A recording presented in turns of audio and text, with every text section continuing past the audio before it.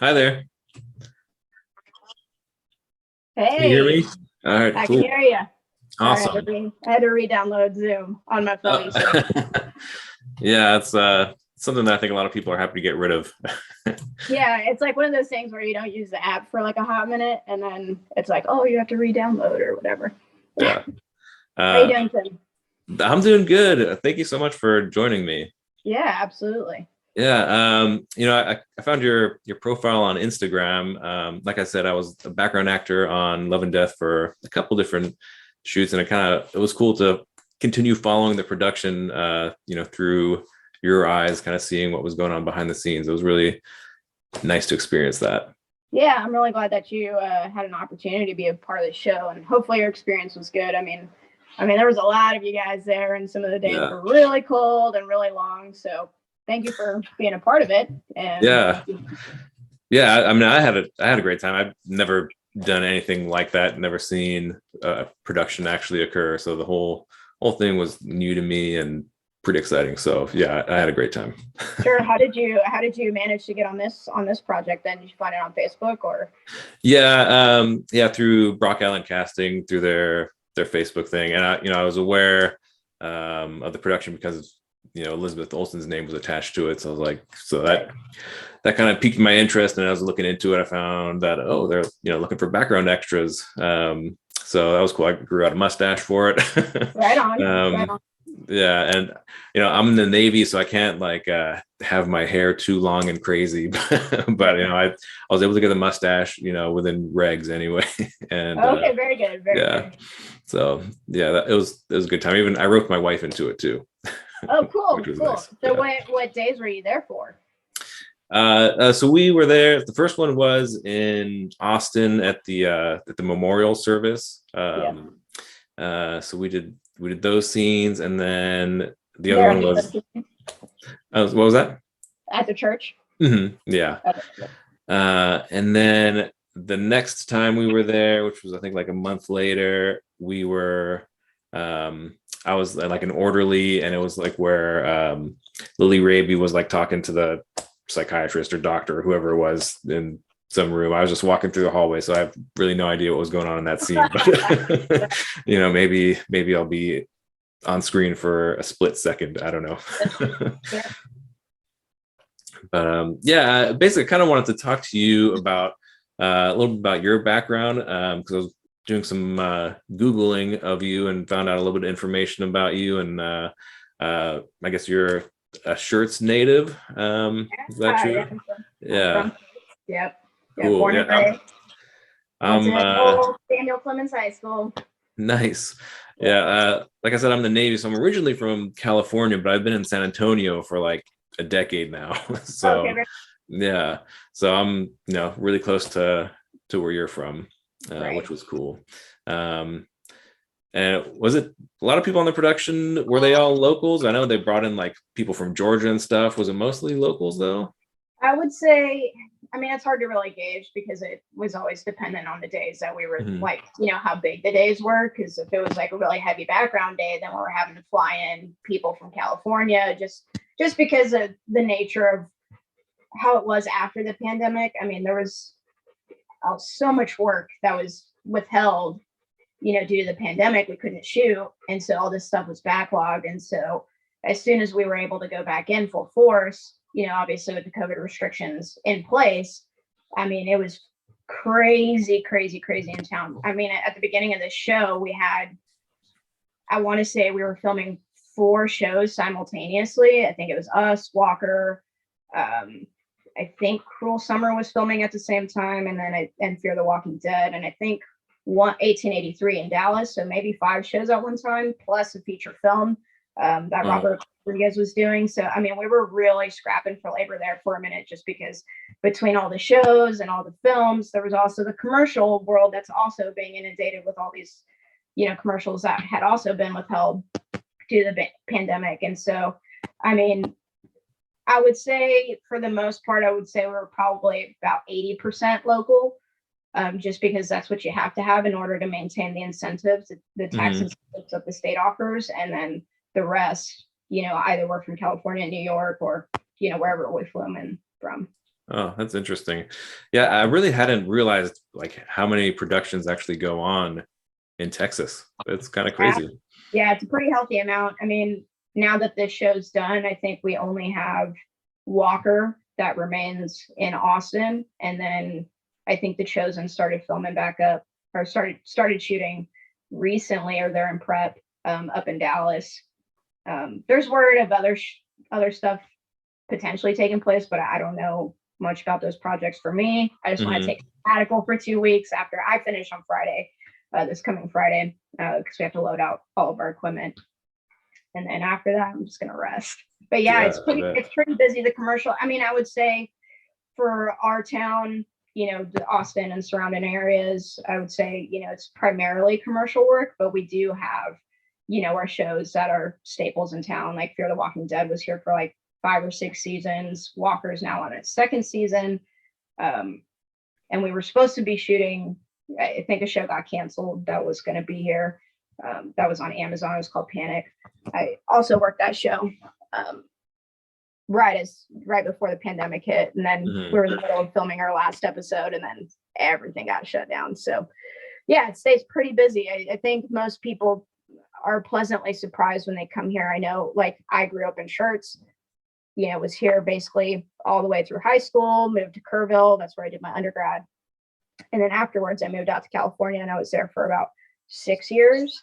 And then when I came back, I mean, I just remember the talk in LA how there really wasn't anything in Texas. And so when I came here, I was like, what am I going to do? Like, where's the work? And fortunately for me, a guy that I went to high school with that graduated with my brother was working in the film industry on Fear the Walking Dead. And I reached out to him, and he hooked me up with my first commercial. And then from then on, it was just like bam, bam, bam, bam, bam, project, project, project. Awesome. And then, I was surprised at just the sheer number of like work that is here in the state. I mean, I haven't gone a very long time without working because it just stays busy. And if I'd like to think I'm good at my job, so I get phone calls all the time like, hey, are you available these days? So it's been pretty consistent. So if you were just starting out right now again, do you think it would still be necessary to go out to California first, or do you think someone just starting out could totally, do everything in Texas? 100% you can start out here in town. I mean, I think any city that's like has a penchant for filming, so like us, for instance, New Mexico has a pretty heavy film community, Arizona for that matter, Georgia. I think if the problem is like finding the access to it, right? It's like Mhm. I lucked out because I had a friend that I went to high school with who worked in the commercial world and worked in Fear the Walking Dead. And so there was a little bit of nepotism at play there. But honestly, he got me one job. The rest of the Mhm. jobs I earned on my own from my own work ethic. So I think what I tell a lot of people who are interested in joining the film industry, especially if they're here in town, is to just find all the local Facebook groups that have anything to do with filming, or look at the state commission website where, the Texas Film Commission, it'll tell you what's happening in those cities.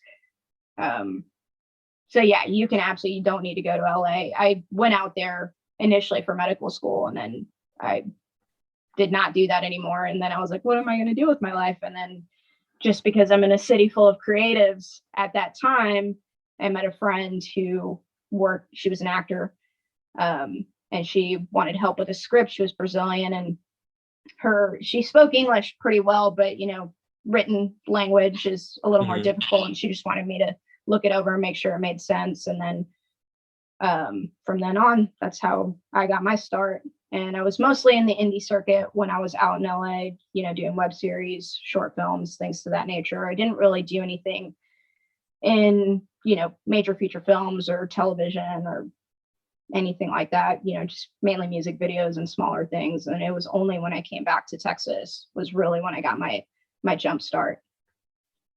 Very cool.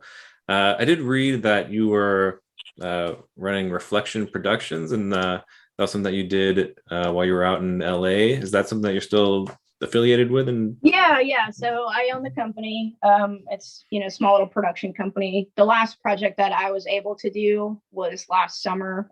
We shot a video for a local artist, Xavier Omar, and we shot that for RCA Records. That's up. I just haven't been able to put a lot of time into producing any content just because I've been extremely busy working on these, pretty big shows. And, truth be told, like for me, I don't really want to tap into the producing game in the commercial world just because I don't want to do with brands. I don't want to work with brands. Mm-hmm. It's all about the creativity and what story am I trying to tell. I mean, that's the whole reason I'm in this business, is storytelling, and doing that for a brand so people buy their products, or things to that nature, I don't really care to do. And so for me now, it's how do I think let me backtrack. I think a large reason why I've stayed busy working on shows rather than putting into my production company is because I've worked all these different departments. On this show, it was a grip, made up, jumped up on the chain of command. But I've worked art department, I've been an assistant director, I've been background, I've been special effects, I've done all these different roles because it informs producing later. And for me, when you understand the practical, the creative is informed by that. And so later down the road, when it's time for me to really start making waves for my production company, I'll have a full understanding of what I'm asking for, how much it's going to cost, what personnel do I hire, how long is it going to take to set that up. And then the scripts, the creative will be informed by that. Oh, that's awesome that you have it, up and going and, ready to kind of ramp up production on that when you have more, of the knowledge and experience. That's awesome. Yeah, thank you. I did want to ask, you did a short film called Young Ambitious Activists, and it was based in San Antonio, Texas. And San Antonio is better, but Texas as a whole is not necessarily a progressive state. So how has it been, for you working as a queer, biracial, Mexican American woman in the film industry in a state that is, at times, frankly hostile? Yeah, I think I listed that as a short film. It was more of a promotional video. I joined this activist group.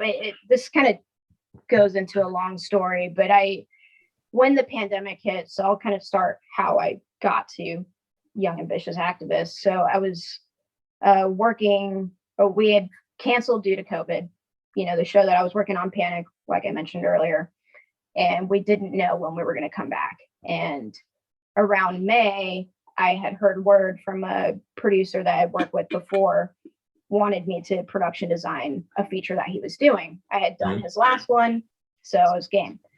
They were projecting that we were going to film, end of May, early June. It was the first SAG production to come back to the state, which is a big deal. Obviously, nobody was working at the time. And so, of course, I've worked with this guy before, worked with these folks before. I was excited to do it.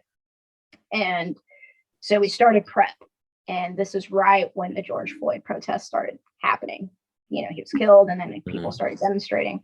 So we were in the heart of Corsicana for this. And Corsicana, if you know anything about that town, is, very small, red, type of area. And so my department, I was, the production designer for the film. So it wasn't a big, crazy big feature film, but, enough for me to have, a few underneath me. And when we had heard that they were starting to demonstrate for George Floyd, we wanted to participate. Now, of course, we're working. And so, we waited until the end of the day. And I remember people all over town were like, hey, they're going to demonstrate. They were afraid that they were going to riot in Corsicana, as if that would ever happen. Yeah. And they're like, oh, you should go to your hotel tonight. Like, don't go out. Da, da, da, da. I'm like thinking to ourselves, like, no, we're going to go demonstrate. Like, I want to know where that is so we can join. And so sure enough, we had finished our day of prep, had done all our shopping, and then we decided to make signs. And in Corsicana on the main strip, there's a statue, like a bronze statue of this officer who, it basically memorializes these 6 officers that were shot in Dallas protecting Black Lives Matter protesters. They were sniped. So we saw fit to demonstrate in front of this statue. with signs that, Black Lives Matter, we're yelling out George Floyd's name. Mind you, it is like midnight at this time. We're in the main strip. There's no houses around us. It's just three of us. It's myself and then two other folks who are not even Black people. They're white, blonde, blue-eyed individuals. Now, we demonstrate, goes off without a hitch. We surprisingly got more support by passerbys than I had expected to, considering, the environment that we were in at the time. The next day, I get a phone call from the gentleman that brought me onto the show. Now, a very important piece of this conversation is that EP was also the chief of police of Corsicana. Yes. So he finds out and he's supremely offended by what we did, because we had posted pictures on our Instagram. Now, in one of the photos, and, for me to be completely transparent, I no longer have it on my page because of how it could be interpreted, but it was me and the two others and my homies going like this in front of the statue. Now, obviously, from somebody who, if you're observing that, you're not thinking like, oh, he's just kind of like flipping off to flip off, like, oh, you're saying fuck you to that officer, the officer. And so that's what he initially called me about. He was like, you don't even know who that statue is. Like, you don't understand what that statue represents, da da da da da. And he was like, it's so offensive, blah, blah, blah. And I said, well, let me explain something to you. Like, we chose that spot specifically because those officers died protecting BLM protesters. He wasn't flipping off the statue. If he was doing that, he'd turn around and flip off the statue. Rather, it's just kind of like a fuck you to like all of the things that are happening to this community, and we're angry about it. And this is how we express, speech, right? And so then it starts to devolve into this very racist rhetoric between me and this chief of police, who's also my EP that brought me onto this job, right? And one of the things he said verbatim to me, he said, Amanda, do you know what the common denominator of Black boys dying at hands of police? Black boys, right?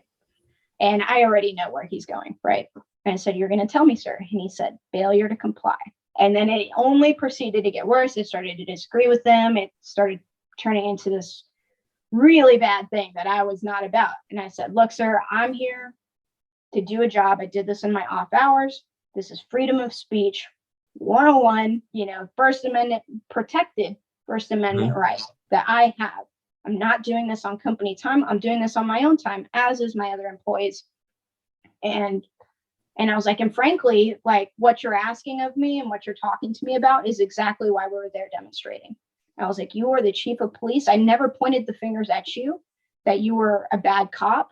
If you want to throw yourself in front of that bullet, that's not me. I'm not telling you to fuck off. I'm not saying anything other than Black Lives Matter. And if you find that offensive, then frankly, that should be a problem. That's a problem for me.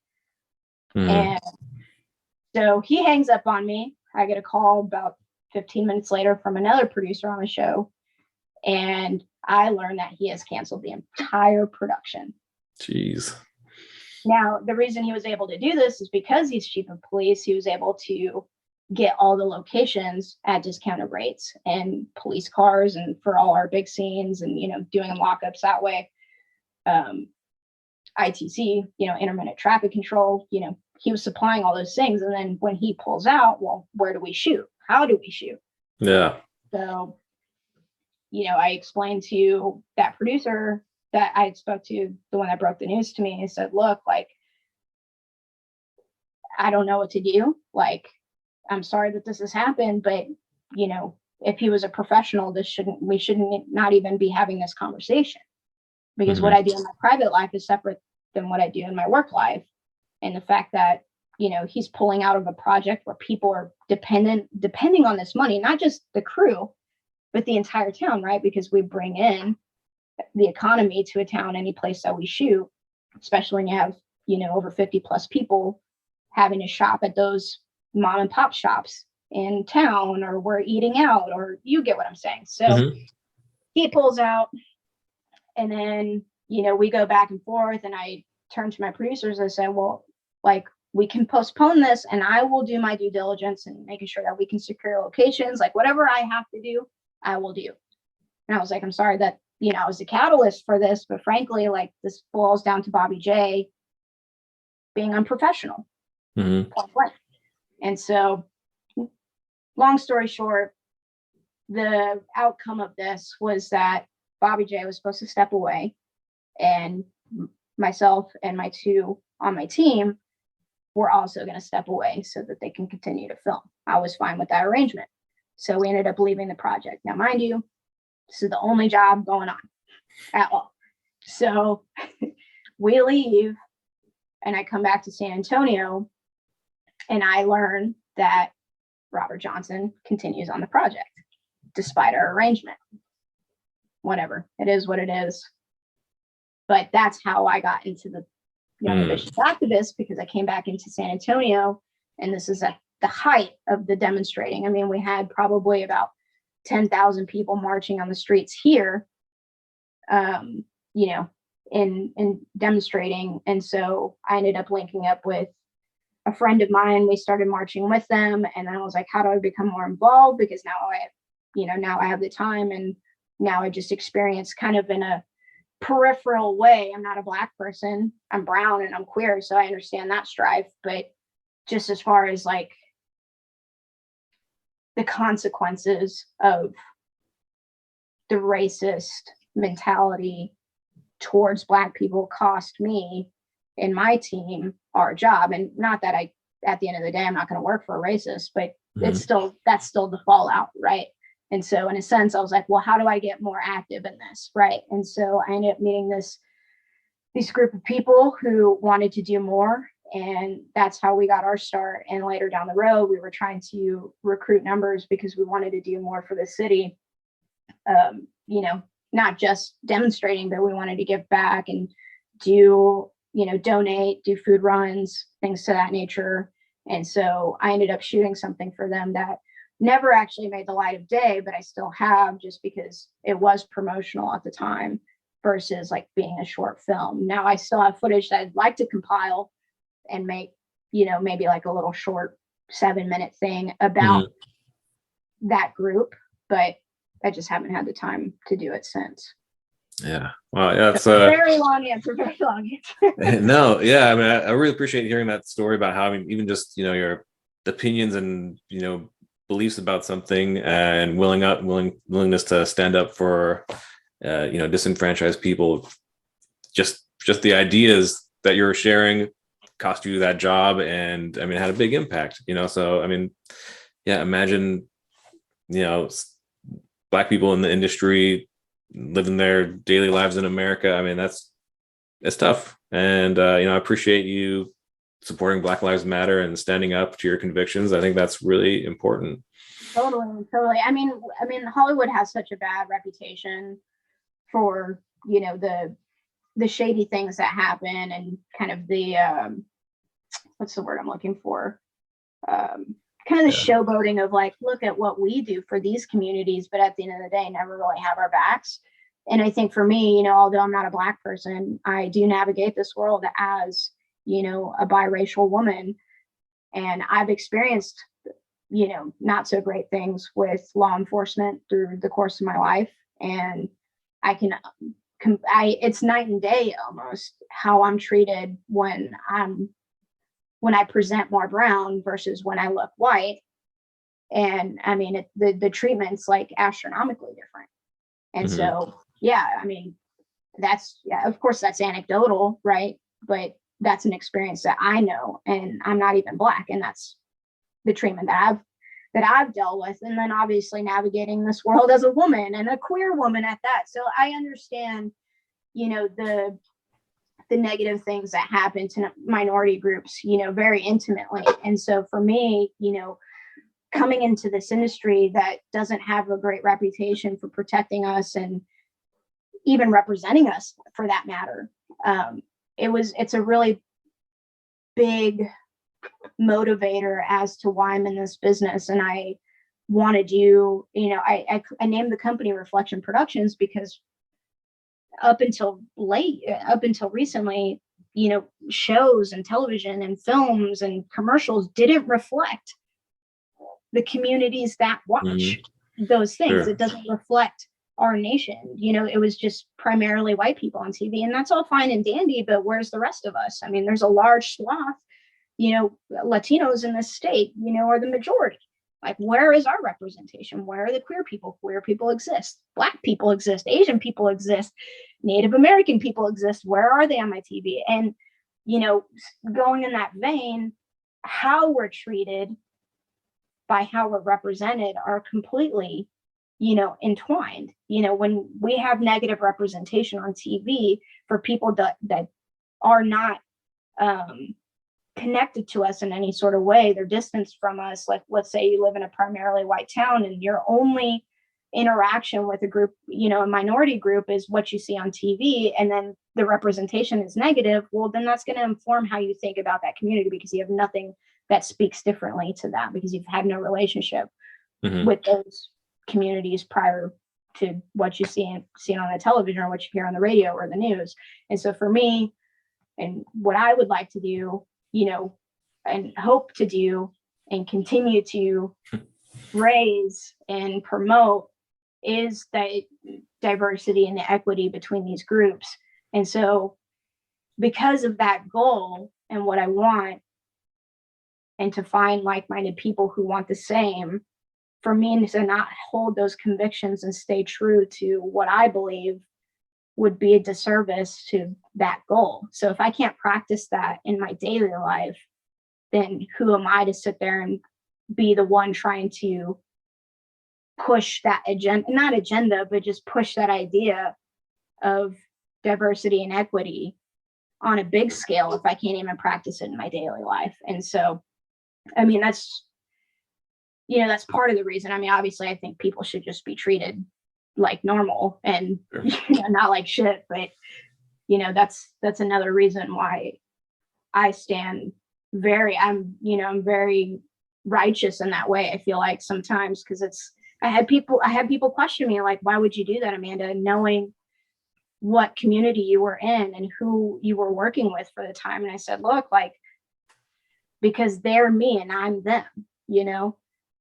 And if I can't stay true to how I feel, if I don't make it in this industry, it's because I'm going to be headstrong and pushing back against things that I don't find kosher.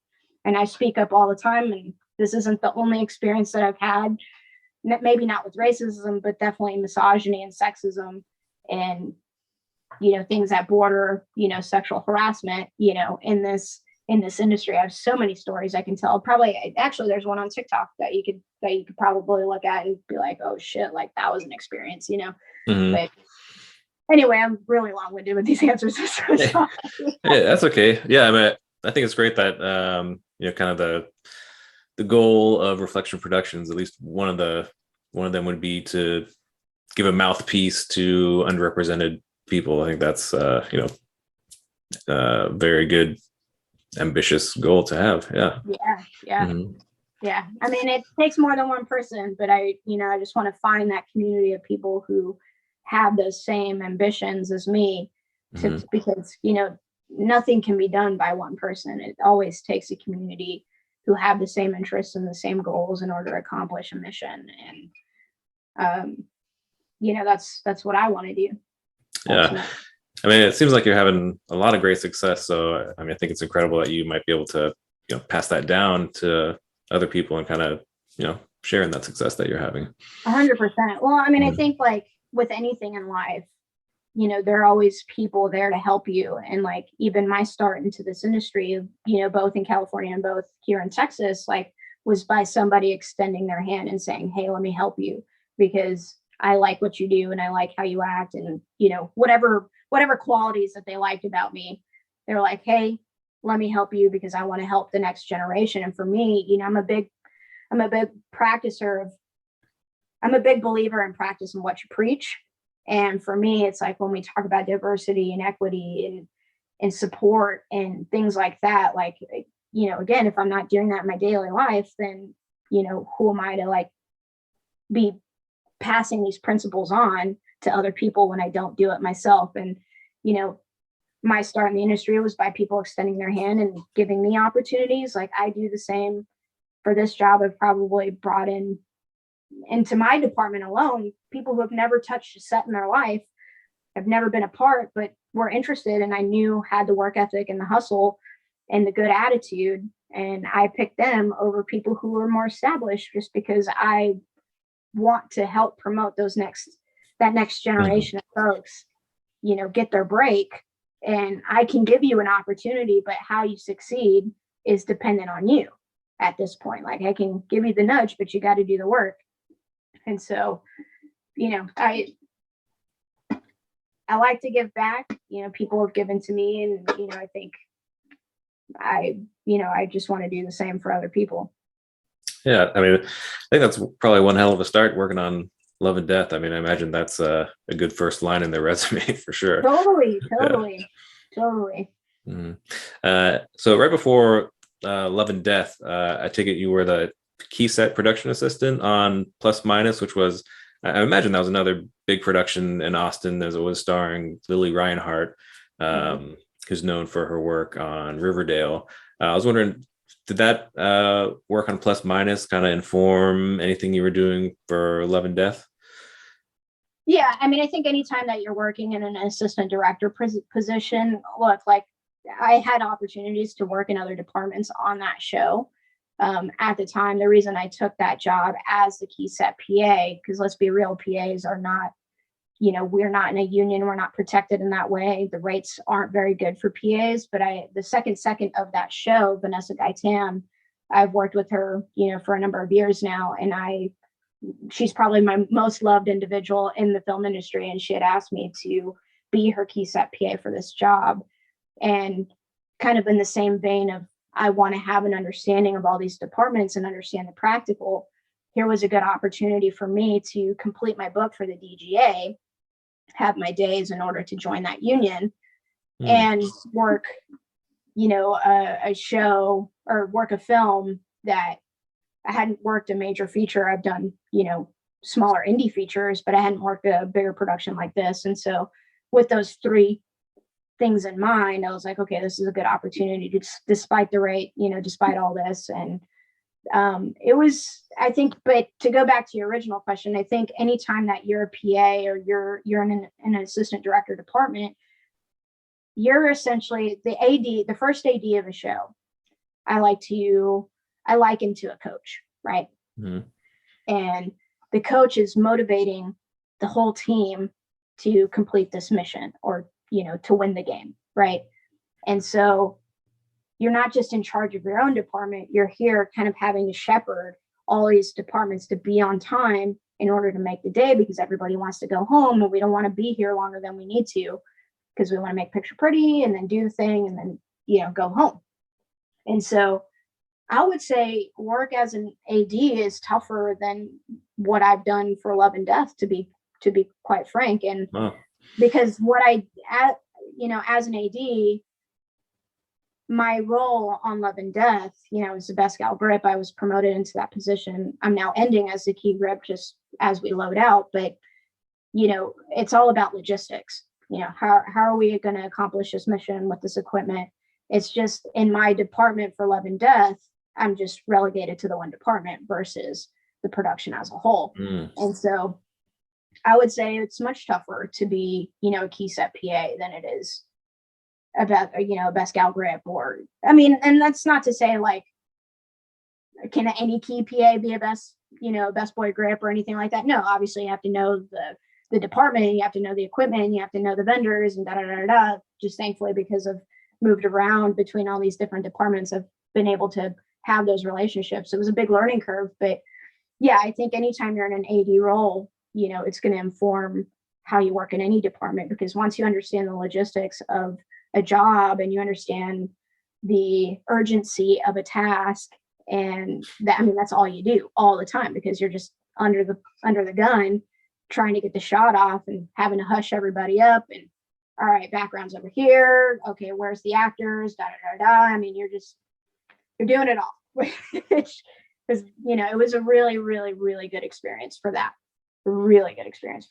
At some points on Plus Minus, I got to lead my own unit, basically be the AD for a splinter kind of situation anytime we needed inserts or something with background, I got to be the one kind of calling the shots, which was pretty cool.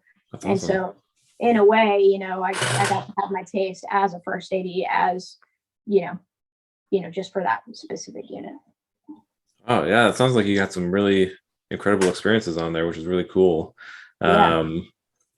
And I mean, you also on Love and Death, you had some varied experience. You were grip the whole time, but you started off as rigging grip and then went all the way up to key grip. So was that just like a matter of you busting your ass every day and getting recognized for it, or what? Well, what did that happen? Because I mean, it's funny because I like at the start, after I finished Plus Minus, a key grip that I worked with pretty regularly in the commercial world had reached out to me, and he was like, "Hey, would you be interested in being a shooting grip for this show coming up? I don't have the job yet, but if I do, I want to consider you for the role."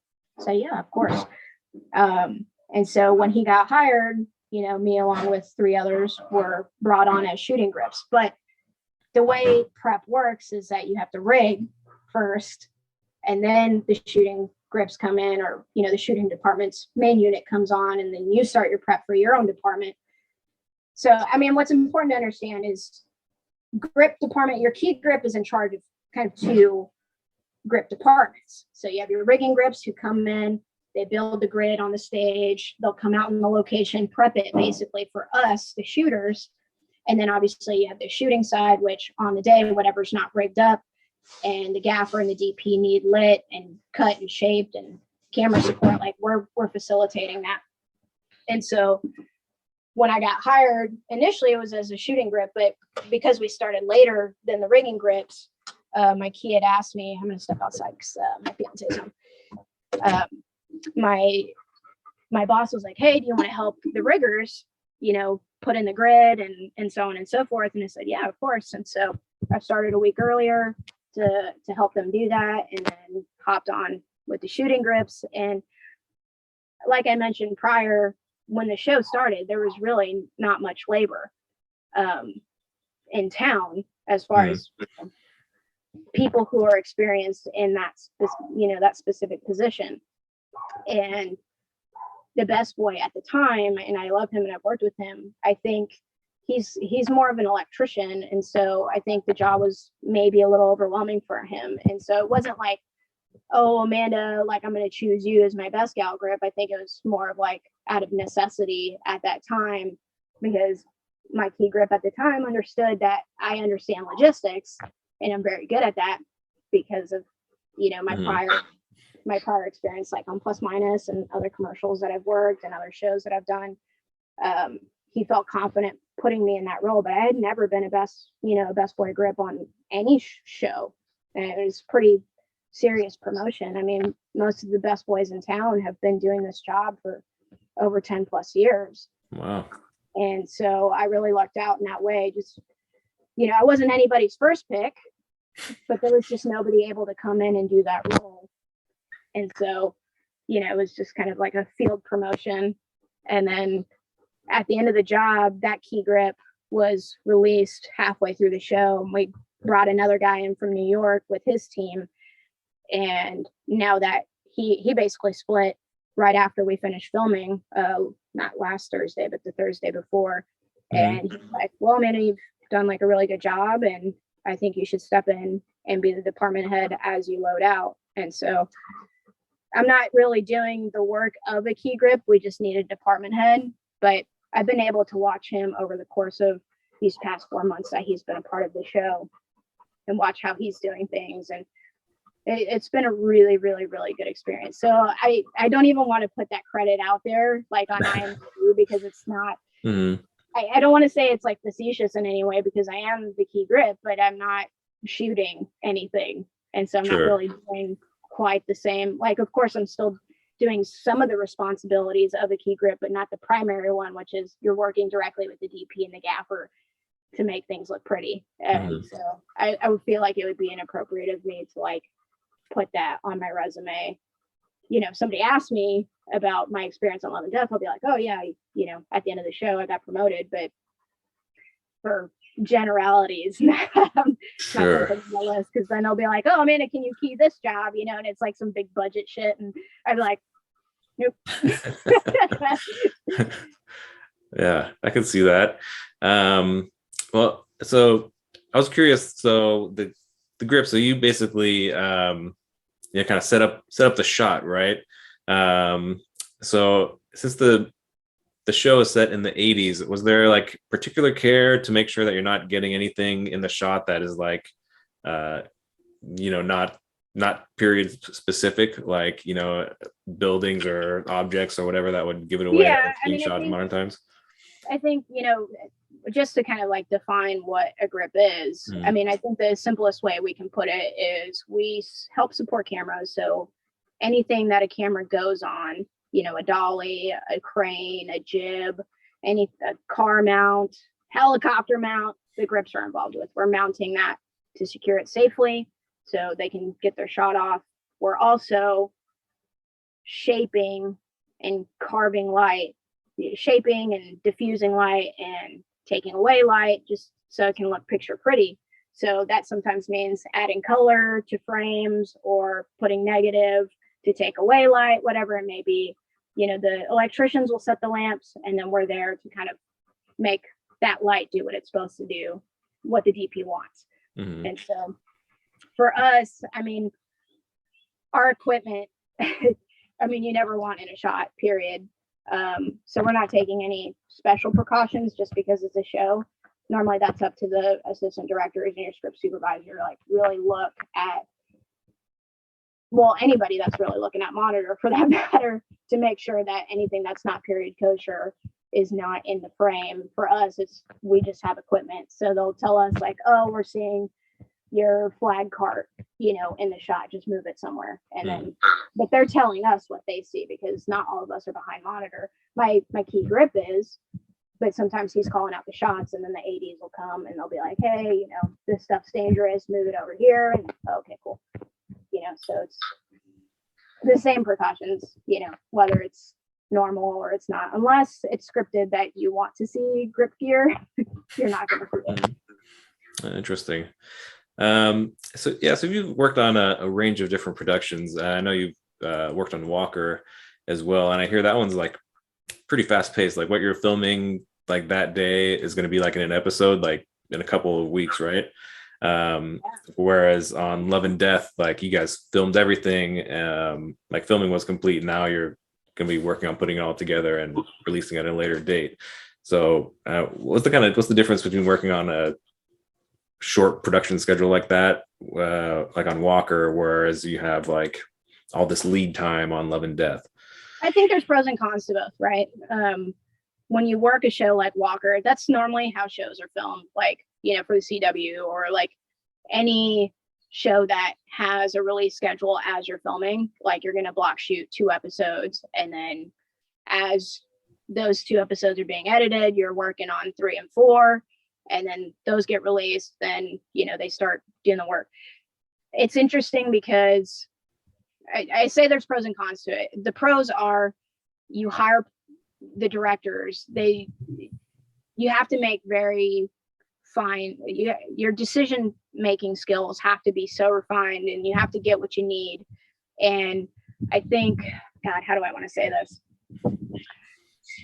You don't have as much, I don't want to say creative say, but because you're on a time crunch, the decision making has to be so fast paced, knowing that like if I don't get this shot, then it's not going to be there at all. I don't have time to pick it up later because we're going to be moving on to the next 2 episodes, here pretty quickly. And so I think for me, I like to work under that sort of pressure, because if I had all the freedom in the world, like if we did Love and Death, we were supposed to shoot kind of that same similar style as we did Walker. But I think knowing that there wasn't a pressure to release the episodes, we were able to hop around a little bit more between the episodes to get what we need. And, for them, it's like, okay, cool. Well, the schedule didn't work out for today. We'll just get it another day because we have no time constraints. But I think there's a little difficulty in that too, because it's like you have it in your mind, like, oh, I have all this time in the world. And then at the end of the day, like, let's say the last month of shooting, you're like, oh, fuck, like I'm really behind schedule. And then you're in crunch time. But when you're working, an episodic like Walker, you have a whole team that's like really sitting there looking at what you have, and then I guess I really don't know how to phrase it, because I feel like I'm talking in circles here. Yeah. Well, I mean, so you mentioned crunch time. I mean, you guys did have to extend the production schedule, didn't you? Like, doing it like basically doubled at one point. We added, so block 1 was episode 1 through 4, so that was 68 days. That bled a little into block 2, just because of the scheduling of the show. I don't want to say it was anybody's particular fault. Sometimes we had bad weather, like the ice storm that came in, and COVID related things that were shutting us down, and sometimes locations weren't working out for us, and sometimes we just weren't getting the shots that we needed. And so I think for block 1, it was only slated for 68 days. We did end up doing 108, but that was for block 2, and block 3 made up the half of the show. Block 1 went slower, I would say probably considerably slower than block 2 and block 3, but that's just a different directing style and an AD style. Leslie is a genius, and I adore her, and I think she's our main director for a reason. I think she has a sense of what she wants to see the actors do and how she wants it to look and what the feel is, but that also means that it's going to take a little bit longer to get those sort of things, because it was more kind of like I don't want to say it wasn't a concise idea, because she had kind of like a mold to work from, but she wasn't as strict as far as like, oh, here's the storyboards for this, and she was a little more loosey-goosey, which is totally fine, and that was her style, but it meant that we were a little slower on the production side of things. And then Clark Johnson, who was our block 2 director, is almost opposite of that. He was like, okay, that's all what I want, and now we're going on. But I think Leslie was trying to create this orchestra of things, and I think because of that, we were a little slower with when she was directing our episodes. And of course there was other factors. It's not like, oh, Leslie's just a slow director. Like, obviously there are other factors, but I think what she was trying to achieve and the look that she was trying to do and what she wanted actors to do took a little more from her, because she had a very fine idea in her mind. And for us, we're like, okay, well, just tell us what you want, and we'll do what you need. And Clark and his DP were like, all right, this is exactly what we want. This is exactly how how fast we're going to get it. And we blew through block 2. And then when Leslie came back on for block 3, we ended up, I think all of us were kind of traumatized by the DP. At least the grips were, just because that DP was crazy with his lighting setups, and it looked fantastic. I mean, obviously I'm happy to go nitty gritty for big setups, but it was like, we would, I mean, huge setups, and then we would be done in 10 hours when we were used to like a little less in my department and then going longer. And so I think we're a little traumatized when Leslie came back, because we're like, oh man, like, what do we need equipment wise? And like, here's all the labor that I need in order to do it. And I say drama with love. No heat to the DP. He was very good at his job and great to work with. But she managed to close it in time. We only ended up adding 1 day to the schedule. We had a second unit that was separate from us. I want to say probably, I would say in total, probably did about 20 days worth of second unit stuff, but it wasn't really with actors. It was more of like establishing shots and drone shots and crane shots of what we were seeing of the world. Cool. Yeah, I did notice that, like, as the production went on, I think the public kind of became more and more aware that Elizabeth Olsen is in town filming this production. I was kind of wondering, what was the public's response? I know that they would sometimes come out to see production because you guys were doing a lot of like on location filming. So did that impact your guys' production a lot, or how did that turn out? Surprisingly, no. We had a large number of PAs who were there to make sure that what we call bogeys did not interrupt what we had to do, but we definitely had a lot of looky-loos who were interested in what we were doing. And no, it was really cool to have spectators. Obviously, people love Elizabeth Olsen. Her sisters are household names. And I think, aside from, just being related to two very famous Olsen twins, she's made a very good name for herself, with her roles in WandaVision and being the Scarlet Witch. And yeah, there was definitely a lot of anytime that you're filming a big production in town, whether you're even a commercial, people want to know what you're doing.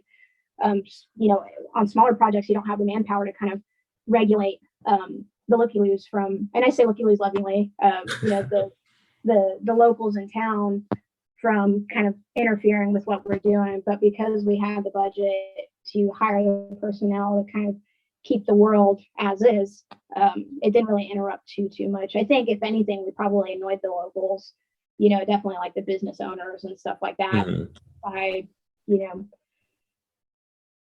being our presence being there, because we take up so much space and like we're having to shut down businesses or interrupt what they do. And I think especially when we stay for a prolonged period of time, there's always a little bit of kickback from the local business owners and stuff like that. I mean, obviously they're incentivized by our locations department to not be so grumpy with us, because obviously we want to continue filming. And but no, didn't really interrupt too much. I mean, we had some folks that really tried to come on set. To my knowledge, I didn't really deal with them, but like I said, we had the personnel to kind of maintain the world, and so it wasn't so much of an issue. Thank God. Awesome. You mentioned that you had these like long 10-hour days and you were working hard on set, but at the same time, you got engaged during the production. Congratulations on that, by the way. How was it maintaining your work-life balance with such a crazy work schedule? There really is no maintaining a work-life balance. I mean, I like to be honest, and this is something that I always, for people who are interested in this industry and want to be a part of it, I think that's something that they need to be aware of, like, first and foremost. Truth be told, I'm gone. I live here in San Antonio, so I commute an hour each way to Austin or wherever, or sometimes we're in Maine, or so sometimes 2 hours, depending. And so if we're shooting for 12 plus hours and then I have to commute on top of that, I mean, I'm away from my partner from anywhere from 14 to 16 hours a day. And the weekends, you just want to rest and relax, and you don't want to do anything other than just sleep, because you're exhausted from all the labor that you've put in for the week, whether it's mental or physical. For our job, obviously it's very physical, because we're lifting and pushing things and doing all that sort of action. And so it was really tough, but thankfully for me, I have a very understanding partner, and she wants me to be happy and do what I love. And we had to figure out, how do we maintain a relationship in the midst of all this? So, whether it was like calling her on the way to work, or calling her on the way back, or, FaceTiming or whatever it may be, or like FaceTiming during lunch. And then when I would come home, we sleep together. And then on the weekends, like, I think we always understood that, like, one day just being lazy, and then we can do whatever we need to do. Because, it's tough on the other half, because, like, you're away from home, right? Mm-hmm. And so if you're a homeowner, or like you live in an apartment, like, when do you have time to really clean, or like do the general things that you should do to maintain your home? And there's, grocery shop, things like that. And to even add kids into the mix, I don't have any children, but it's like you would have a single parent at that point, because you just don't have the time to spend with them. And so it's really tough. And I think that's part of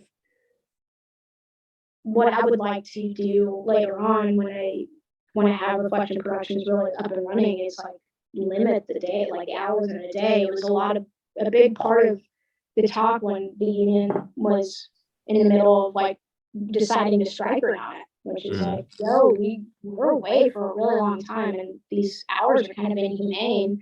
How do we, like, there is no work-life balance in the current spectrum of things, which is really unfortunate. Unless you're working in the commercial world, then you can dictate your schedule. But when you're on a long-term show like this, like, you look forward to like a 3-day weekend. Yeah. You know? Oh yeah. So it's really tough. It's really tough. I mean, definitely towards the end of a show, any show that you're on, a feature or, television show, I think you start to see the burnout really, like, it's really prominent on a crew because we've just been there slaving. I don't want to say slaving away, but just been putting our all in for 14 hours every day, 5 days a week for 9 months on end. And when you add up those hours, you're like, damn, like, this is where all my time's going. And I was just explaining to a friend yesterday, like, they're like, we haven't seen you. And I'm like, well, I don't even have time for my partner, let alone like going to hang out with some random friends. Like, I have to prioritize who I'm going to see and who I'm going to spend time with. And like, the only people I really got to see through the course of the show is my fiance, my family, her family, and then maybe a couple of my best friends. But outside of that, I didn't have time for anything else. No hobbies, nothing like that. So it's really tough. And I think those coming in should be aware of that because it's a big sacrifice, and one that people don't realize that they're, when you're looking at our industry and it's super glamorized, you're like, oh, it's so fun to work on a set. But when you're there for so long, you're like, the shine has gone away a little bit. But then it's cool because then you see the outsiders, and that's why I love the crowds, because you're like, oh man, like the movie magic's still there for them. And I love that. And then it kind of reignites like your love and your passion for what you do in your job. Because some days you're just like, God, why am I doing what I'm doing here? It's like just having a life. Like, the most interesting part of me is that I work in film. That's it. That's all I got. No. But but to really answer your question, I think her and I had to figure out a system of how are we spending time with each other, like just finding moments out of the day to like really prioritize her and me to talk about things and talk about the little mundane shit and Yeah. Oh, that's awesome, man. You've been working so hard. I'm glad you're finally getting that break that you well deserve. So hopefully we can catch up on some of that time that you missed out with your partner, your friends and family. You guys all worked hard and it's well deserved. I'm sure when the series comes out finally on HBO, you guys are gonna, see what it was all for, and I'm sure it's gonna be great. I've no doubt that the show is gonna be awesome. Yeah, I can't imagine it won't win awards. I mean, all of our actors were supremely good. Like Jesse Plemons, Patrick Fugit, Elizabeth Olsen, obviously, and they were all like phenomenal. I mean, everything that I got to see on monitor, I mean, I wasn't like watching them all the time, but when I did, I mean, it was like incredible. I'm like, damn, like I would be surprised if she doesn't win something or one of these actors doesn't win something. And I think it will be a hit. I mean, considering the nature of what the show is, and then, combining a really interesting plot plus something that's real that happened, and then adding actors who are up and coming and respected for their craft, and then slamming it out of the park. Yeah, I think it's a recipe for success. So I'm really looking forward to seeing how it all turned out, and then hopefully not watching and being like, God damn, I hated that location. One last question. So speaking of it being released, I have to ask. So, and you may or may not have any insight into this, but what is the deal with HBO doing a series and Hulu doing a series on Candy Montgomery at the same time? Like, I have no idea. I think it was a shock to the majority of the crew when we found out Hulu was doing it also. I have no insight to that at all. I mean, it happens like that sometimes. I mean, it's like, what were those two movies that came out back to back, like those rom-coms? It was like one with Ashton Kutcher and Mila Kunis, and then the other one was like Justin Timberlake and Natalie Portman. It was like the exact same plot, exact same premise, just a couple of like little different factors, but it was released essentially at the same time. So it just happens that way sometimes. I mean, people pitch their content and then hope that somebody wants to finance it, and then that's probably what ended up happening. They saw this premise and probably saw it was really interesting, and then bada bing, bada boom. Multiple bites. Oh, well, very cool. Well, thank you so much, man. I really appreciate you taking the time, especially, knowing that you've been tied up for so long these last 9 months. So I really appreciate it. And, thank you for sharing everything on Instagram. It was awesome seeing your story. And I really look forward to seeing the show and seeing what you've created on that. Yeah, man, thank you so much for asking me to do this and having me on. And I'm glad that you enjoyed watching the stories. I wish there was more I could share. I mean, obviously we're all under contracts to not reveal certain things. It was probably not for sure that I posted what I did, but I didn't post any like spoilery things or pictures of the actors, and I think that's like their main beef. So yeah, I'm just glad that I like to show people kind of what we do, and because nobody, people just binge content, they just watch content and really don't know what goes on behind the scenes. And I think it's always interesting to like have an insider perspective of like what happens in the world and how do we make it look the way it does and in the time period that we're able to. And obviously for people who are interested in this industry and want to work in the industry, like giving tips or giving any sort of insight is always really helpful for them. And like I said, I always want to give back because that's people help me and I want to help them. And I have a whole TikTok series to like introduce people into the business. How do you get in? Where do you start? How do I be a PA? What's a grip? Those sort of things that I can speak on confidently and just share the insight because, this notorious is our industry is so notorious for being hard to get into. And yeah, anyway, you're saying goodbye. Yeah, no, hey, it's cool. Yeah, everything was very illuminating. So I mean, if that's your goal, I mean, you're definitely doing it right. So I appreciate that. Yeah, thank you. All right, man. Well, thank you for having me, and look forward to working with you on the next one, hopefully. All right. Hey, thank you very much. All right. Take it easy. See you around. Bye.